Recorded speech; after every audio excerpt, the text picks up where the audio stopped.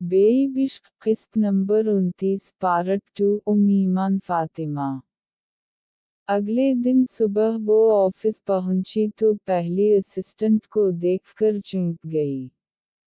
वो लड़की सर को हिजाब से कवर किए सैंपल से हुलिया में खड़ी उसे अपने जैसी ही लगी।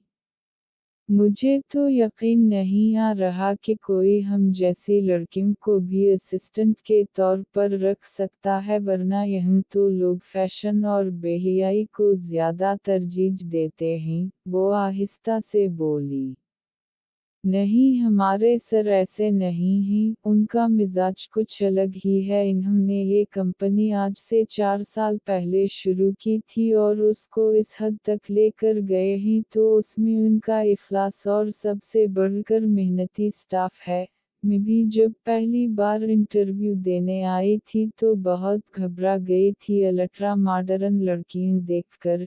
यहाँ तक कि इतना अच्छा इंटरव्यू देने के बावजूद मुझे बिल्कुल भी यकीन नहीं था कि मैं सलीकट होंगी और मैं यहाँ से निकलने ही वाली थी कि सर ने मुझे पुकार के कहा, मास नगमा जलाल, आप कहाँ जा रही हैं?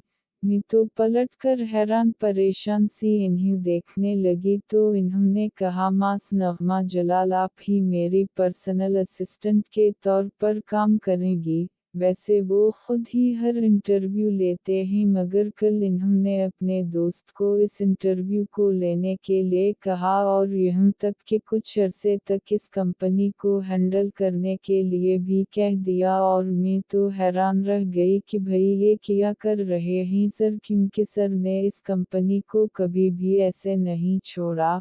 खैर, सर सिद्दीकी ने भी आंसर की तरह ही इंटरव्यू लिया और सलीकट भी तुम्हें किया। नगमा जलाल बना सांस ले बोलती चली गई। मेरे ख्याल में दोस्त दोस्त का हम मिजाज होता है तो उसीलिए इन्होंने अपने दोस्त को ये सब संभालने के लिए कहा होगा, कहीं जाना होगा इन्हें अपनी फैमिली के साथ, जाजी ने कहा। हाँ, मुझे भी यही लगता है, सर की फैमिली भी बहुत नाइस है, नगमा जलाल ने कहा। आप ये जॉब क्यों छोड़ रही हैं? इसने पूछा।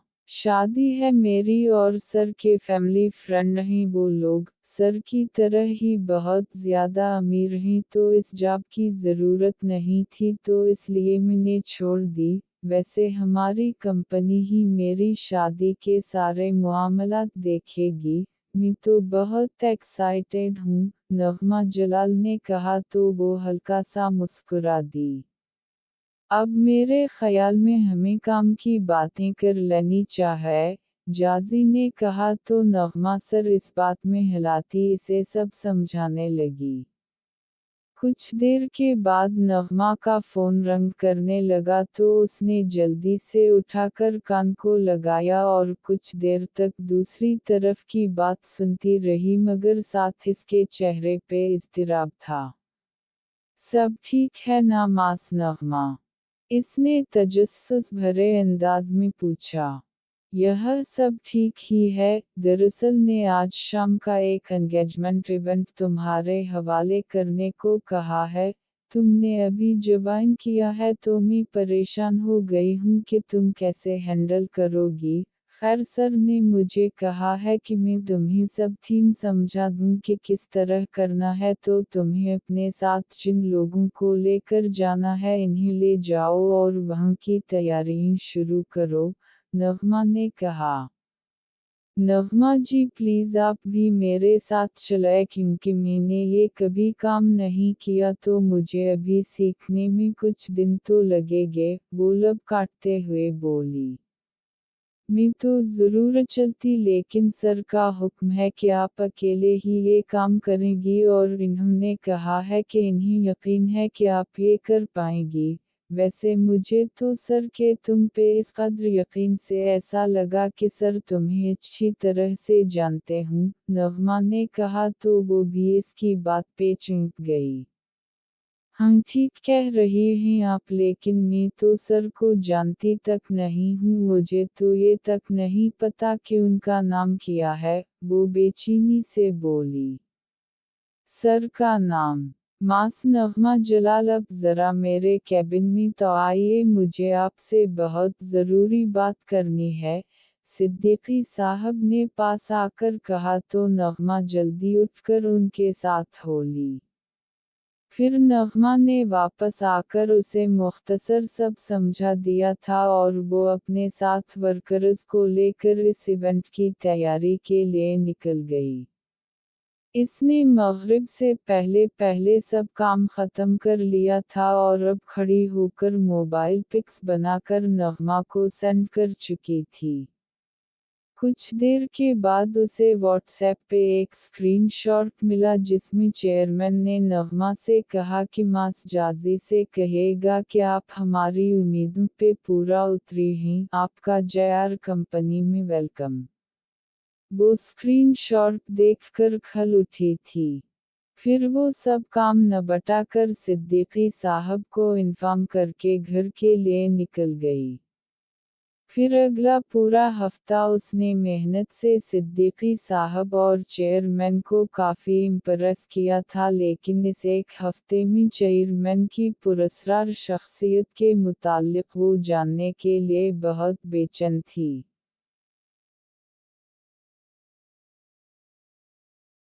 हाविया ने चादर ओढ़ ली और फिर फल्जा को पुकारती बाहर निकली। किया हवा हाविया आपी, किधर जा रही आप? फल्जा ने चौंक कर पूछा। फल्जा मुझे कुछ बकस लेनी थी तो बस लाइब्रेरी जा रही, तुम आलियन को खाना खिला देना, वो जल्दी से बोली और फिर दरवाजे की तरफ बढ़ गई। गली से निकलकर वो रोड पे आई और इर्द गिर्द टैक्सी या रिक्शा तलाश करने लगी। जी बाजी किधर जाना है? कुछ देर के बाद एक रिक्शा वाला पास आकर पूछने लगा। शाहवाला, उसने कहा और फिर एड्रेस समझाती जल्दी से रिक्शा में बैठ गई, मगर इस सब के दौरान इसका दिल सूखे पत्ते की मानिंद लरज़ रहा था।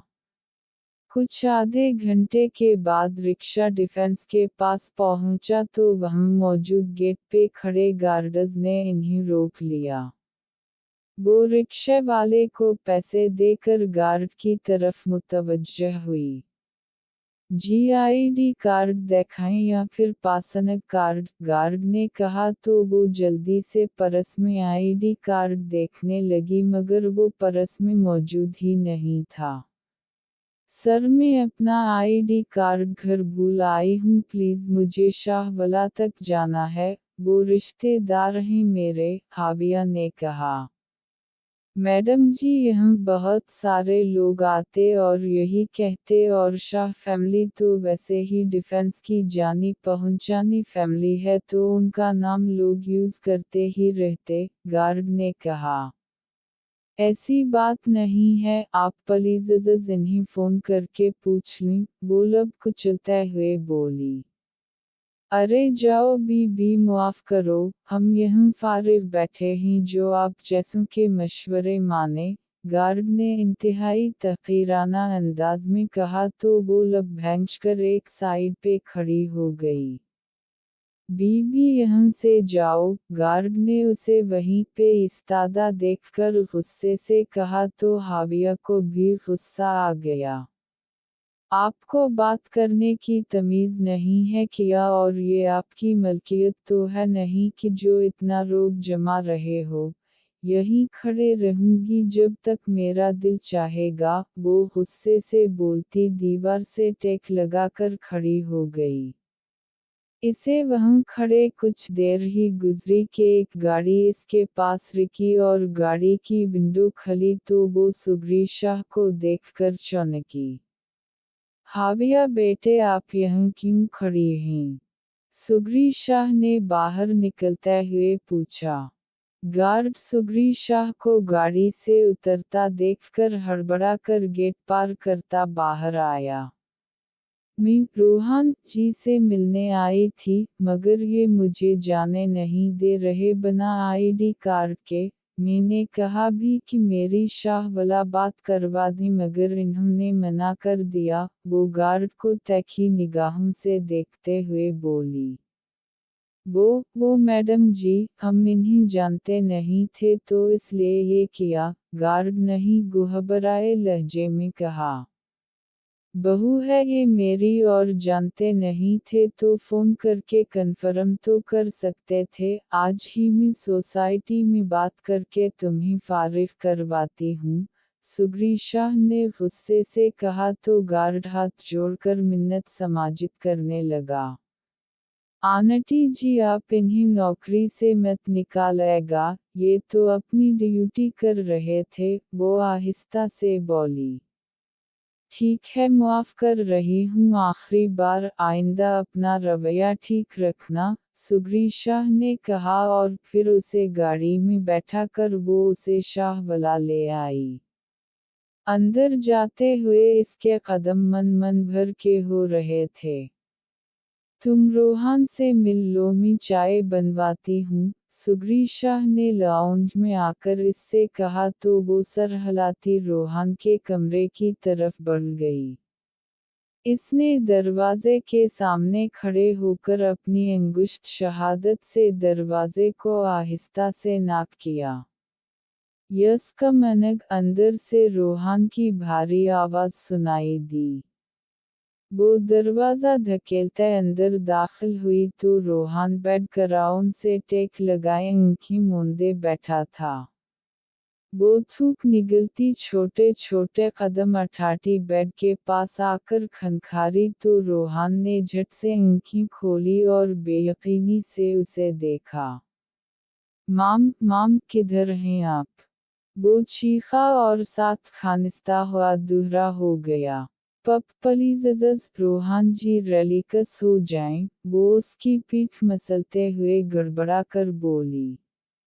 डोंट टच मी, रोहान ने जारहाना अंदाज में उसे धक्का दिया तो लड़खड़ा कर पीछे गिरने ही वाली थी कि रोहान ने इसका जल्दी से हाथ थामा तो वो तवाज़ुन बरकरार ना रखती इसके ऊपर पे गिरी और रोहान के लब इसके रुखसार से मास हुए तो वो घबरा कर जोर से आंखें मैच गई।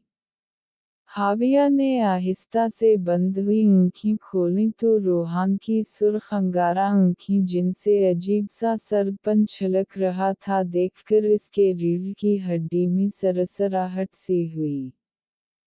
जारी है। चैनल को सब्सक्राइब करना मत भूलिएगा।